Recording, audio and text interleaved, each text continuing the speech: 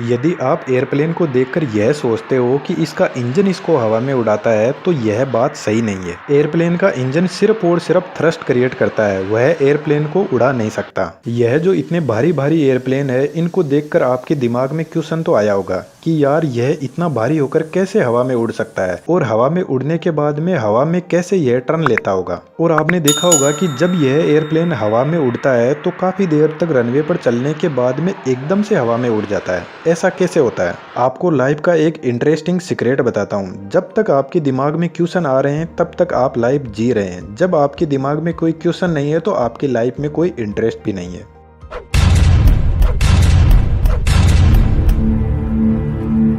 आज के जो मॉडर्न एयरक्राफ्ट है जिनका वजन 400, 500, 600 टन तक होता है, और यह इतने भारी वजन को लेकर आसानी से उड़ जाते हैं, लेकिन इनके पीछे जो इनकी उड़ने की प्रोसेस होती है वह बहुत ही कॉम्प्लेक्स प्रोसेस होती है, और जो पायलट होता है उसकी बहुत ही ज़्यादा रेस्पॉन्सिबल जॉब होती है एयरप्लेन में। सबसे पहले अपन यह जानते हैं कि यह एयरप्लेन हवा में कैसे उड़ता है। एयरप्लेन को हवा में उड़ने के लिए मेनली 4 चीज़ों का सामना करना पड़ता है, और यही एयरप्लेन को हवा में उड़ाते हैं। नंबर 1 है थ्रस्ट, नंबर 2 है ड्रैग, और नंबर 3 है वेट, और नंबर 4 है लिफ्ट। सबसे पहले थ्रस्ट को समझते हैं। थ्रस्ट इंजन से क्रिएट होता है, और एयरप्लेन के दोनों साइड विंग पर 2 इंजन लगे रहते हैं, और यदि कोई बड़ा एयरप्लेन है तो ज़्यादा इंजन भी लगे रहते हैं। एयरप्लेन का इंजन हवा को आगे से खींचता है और हवा को कंप्रेस करके पीछे की तरफ स्पीड में छोड़ देता है, और बदले में हवा इंजन को आगे की तरफ फोर्स लगाती है, जिससे हमारा एयरप्लेन आगे बढ़ता है। और यही न्यूटन का 3rd लॉ ऑफ मोशन है। तो इंजन सिर्फ और सिर्फ एयरप्लेन को आगे की तरफ फोर्स लगाता है। और यह एयरप्लेन का इंजन कैसे काम करता है उस पर मैंने एक डिटेल में बहुत ही शानदार वीडियो बना दिया है, उसको आप जरूर देखना। अब बात करते हैं ड्रैग फोर्स की, या फ्रिक्शन भी बोल सकते हैं इसको। जब आप अपनी कार से ट्रेवल करते हैं और कभी कार की विंडो से यदि हाथ बाहर निकालते हैं तो आपके हाथ को एक फोर्स फील होगा जो हवा का फोर्स होगा, और यह आपके हाथ को पीछे की तरफ ले जाने की कोशिश करेगा। लेकिन यहाँ पर जो हमारी कार है उसका थ्रस्ट ज्यादा होता है और हमारा हाथ भी मजबूत होता है, तो हम कार के साथ में चलते रहते हैं। लेकिन सोचो यदि हमारी कार की स्पीड 3-4 हजार किलोमीटर पर आवर है, तो उस कंडीशन में यदि अपन कार से हाथ बाहर निकाले तो हवा का इतना ज्यादा ड्रैग फोर्स लगेगा कि हमारा हाथ टूट जाएगा, और ऊपर से यदि इतनी स्पीड में कार चल रही है तो उसमें आग भी लग सकती है। क्योंकि आपने देखा होगा कि जब कोई एस्ट्रॉइड टूटता है तो जब वह हवा में स्पीड में ट्रेवल करता है तो फ्रिक्शन की वजह से उसमें आग लग जाती है और वह हमें चमकता हुआ दिखाई देता है। तो ऐसा इस एयरप्लेन में भी हो सकता है। तो एयरप्लेन का स्ट्रक्चर एरोडायनामिक्स टाइप में बनाया जाता है ताकि जो एयर का ड्रैग फोर्स है उसको कम किया जा सके और उसमें आग भी ना लगे। अब आता है वेट और लिफ्ट। वेट होता है एयरप्लेन का वेट, और लिफ्ट होता है जो एयरप्लेन को हवा में लेकर जाता है। जब एयरप्लेन का लिफ्ट फोर्स उसके वेट से ज्यादा होगा तभी एयरप्लेन हवा में उड़ पाएगा।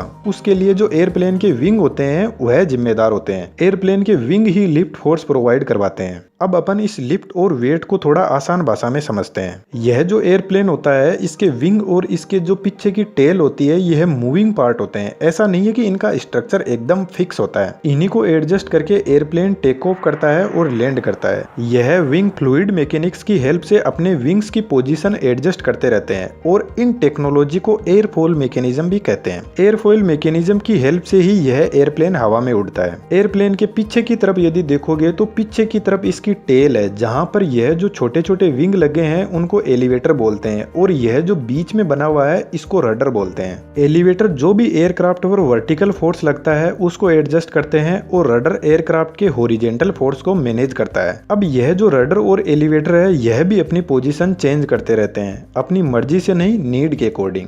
अब यह जो एयरफॉइल मैकेनिज्म है जो इस एयरप्लेन को हवा में उड़ाता है इसको थोड़ा सा समझ लेते हैं। देखिए, जब एक एयरफॉइल हवा में उड़ता है तो वह लिफ्ट फोर्स प्रोवाइड करता है। इस एयरफॉइल का स्ट्रक्चर देखिए। इस एयरफॉइल के आगे और पीछे के हिस्से को स्लेट और फ्लैप बोलते हैं, और यह स्लेट और फ्लैप अपनी पोजीशन जरूरत के हिसाब से एडजस्ट करते रहते हैं। यदि इस एयरफॉइल को आप सही से देखोगे तो सामने से जो हवा आ रही है उसको यह पीछे की तरफ से नीचे की तरफ दबा रहा है। तो जो भी हवा इस एयरफॉइल के नीचे होगी उसका प्रेशर ज्यादा होगा, और जो हवा इस एयरफॉइल के ऊपर होगी उसका प्रेशर कम होगा। अब यह जो प्रेशर का डिफरेंस है ना, इसी से एयरप्लेन को ऊपर फोर्स लगता है। जब हवा का प्रेशर ऊपर की तरफ कम है तो यह एयरक्राफ्ट ज्यादा प्रेशर से कम प्रेशर वाली साइड की तरफ जाएगा, और इसी तरीके से इस एयरफॉइल मैकेनिज्म से जो एयरक्राफ्ट के विंग होते हैं उन पर ऊपर की तरफ लिफ्ट फोर्स लगता है। वैसे यह एयरफॉइल मैकेनिज्म थोड़ी सी कॉम्प्लेक्स फिजिक्स का कंसेप्ट है जिसको कभी और वीडियो में समझेंगे।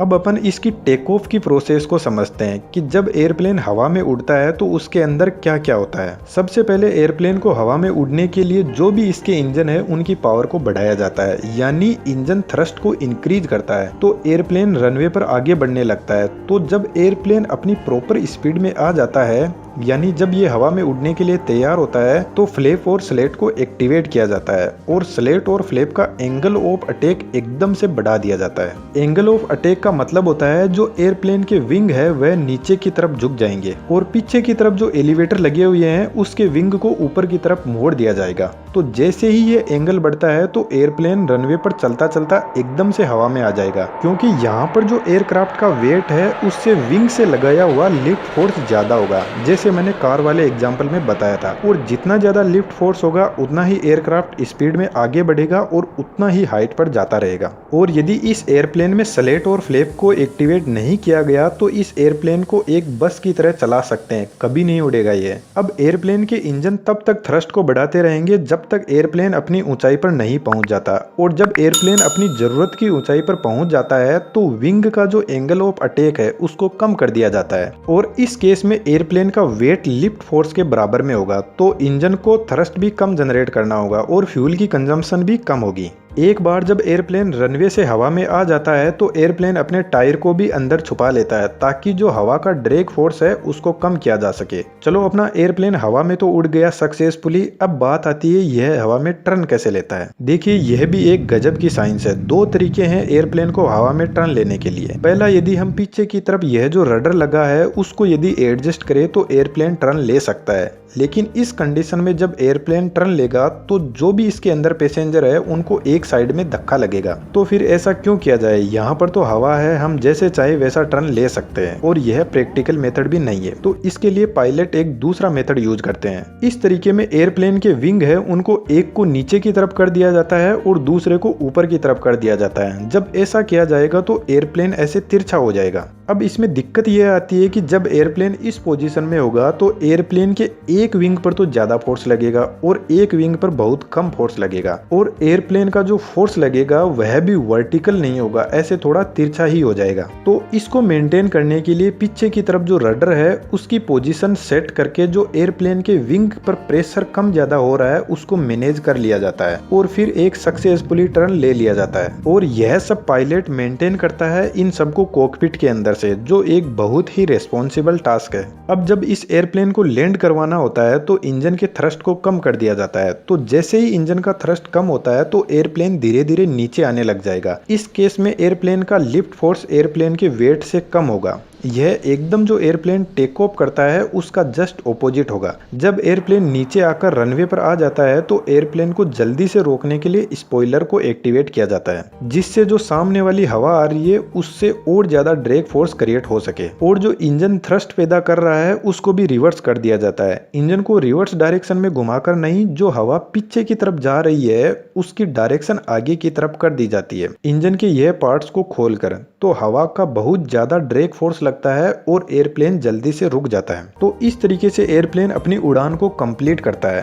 कैसा लगा आपको यह वीडियो जरूर कमेंट बॉक्स में बताना, और वीडियो यदि आपको अच्छा लगता है तो चैनल को सब्सक्राइब जरूर कीजिएगा। और ऐसे ही इंटरेस्टिंग वीडियो आप चैनल पर विजिट करोगे तो आपको देखने को मिलेंगे। Thank you.